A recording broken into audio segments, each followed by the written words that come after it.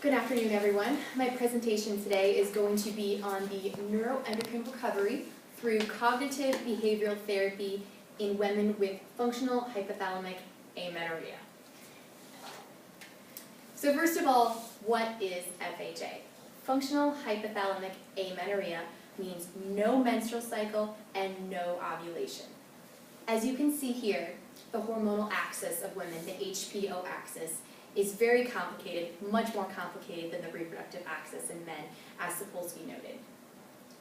The cause of FHA has been proximately noted as a reduction in the gonadotropin-releasing hormone drive, which is initiated in the hypothalamus. This often presents itself as a decrease in LH and FHH further down the axis. FHA comes from a combination of metabolic and psychogenic stressors. Therefore, we have to combat both of these causes. Research has shown that in women that have spontaneously recovered their menstrual cycles, their cortisol levels were higher. So that makes a suggestion that there could be a relationship between cortisol levels and ovarian function. So far, how has this been treated? Either through sex steroids or the induction of ovulation. However, these do not get at the chronic stress that is typically the root of this problem. Some early studies in 2003 looked at treatment options that included hypnotherapy.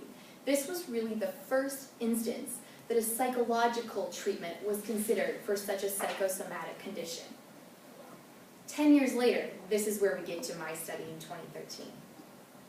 So what is CBT? We've looked at FHA, but what is CBT? Cognitive Behavioral Therapy. This diagram shows how it integrates your thoughts, your emotions, and your behaviors, and how that affects your physiology. So with the 16 sessions of CBT in this study, the first 6 focused on nutrition and exercise and improving the attitudes towards those in the women. The next 6 studies looked at stress management techniques. They wanted to really drive down those cortisol levels. And the last 6 sessions focused on preparing the participants for the end of therapy and getting back into the real life.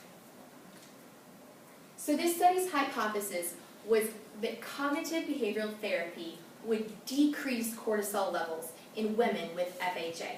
This was compared to an observational control.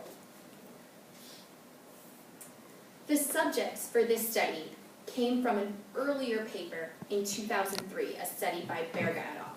Interestingly enough, she was also one of the co-authors of this paper. So the subjects had to have an FHA diagnosis. They had to be of comparable body weight. They could not have lost 10 pounds in the last year. Their age was similar, about 27 years old, give or take 1 to 2 years. And their exercise had to total less than 10 hours per week. It was a randomized controlled trial, which I think is very important to note, especially in this field of scientific research. There were 17 participants total, 9 were assigned to the observational control, and 8 received the cognitive behavioral therapy. The time, as I previously noted, was a period of 20 weeks in which the 16 sessions were administered. Looking at the procedures, you can see from the blood samples that cortisol levels were tested every 15 minutes for a period of 24 hours. Estrogen levels were also tested to determine a threshold by which we could measure ovarian function. For example, when a woman received her menstrual period back, that might not mean she was ovulating, so that's where the estrogen came in. The data was reported as the mean plus or minus the standard error of the mean. The primary outcome variable was established as the percentage of women who received their ovarian function back.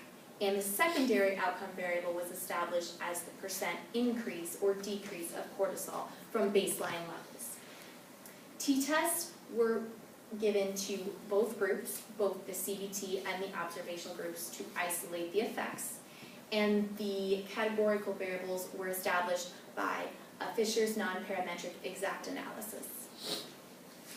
So here we have 2 pie charts clearly showing the results. On the left you see CBT. You can see the green is the full recovery of the women. That means that their estrogen levels were up and they had recovered their menstrual cycles. In the partial recovery, that meant that estrogen levels were up, but their menstrual cycles had not returned. You can see on the right, the story is very different.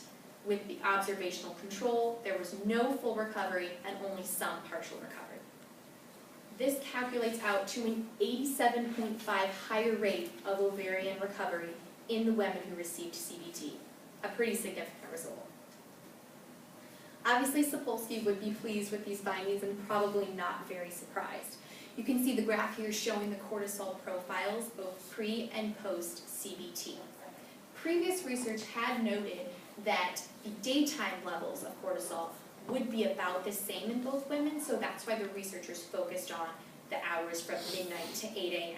That's highlighted in this far graph with the dark bar on the far right side showing pre-CBT and the lighter bar showing post-CBT. So to check back in with the hypothesis, lower cortisol levels, we obviously saw those with the previous graph that I just showed with the Sapolsky reference. So why does this matter? Cognitive behavioral therapy is not just used for FHA treatment. It's been used for a variety of things, anything from rheumatoid arthritis to depression to chronic fatigue syndrome. It's been very widely used across the medical field. But this study is a very novel demonstration. It's the first time that CBT has been used to combat a psychosomatic disorder other than depression. So you can see why this study is very groundbreaking in my opinion.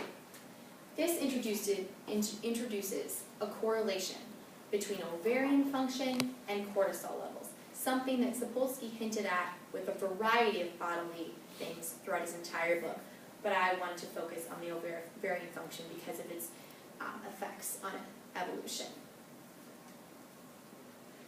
So looking at this significance, again, why does it matter in a broad evolutionary context? Some animal studies, such as those done by Sapolsky on the baboons, have shown that social hierarchical stress can affect cortisol levels and therefore reduce ovarian function. This indicates that non-physical stressors are having an effect on our bodies. So today, we are not stressed out about things like lions chasing us or typically a winter hunger, but we get stressed about traffic, we get stressed about deadlines, about giving presentations in class.